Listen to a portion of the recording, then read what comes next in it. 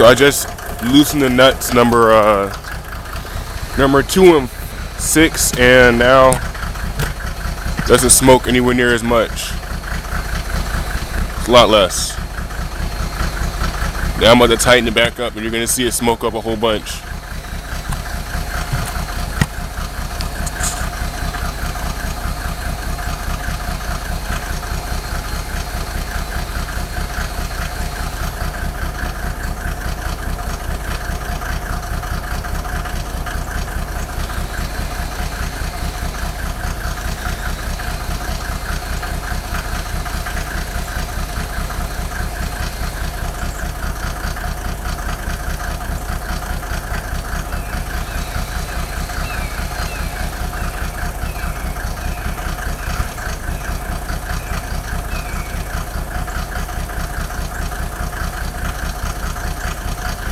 Tighten number 2 up first, and then number 6.